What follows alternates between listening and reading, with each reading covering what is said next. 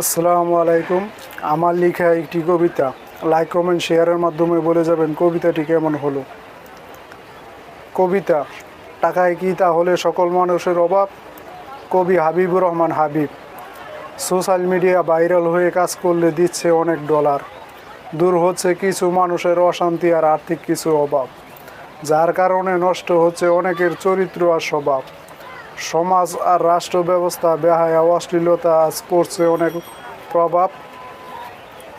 উত্তম ব্যবহার আর শালীনতা যেন আজ বড়ই অভাব।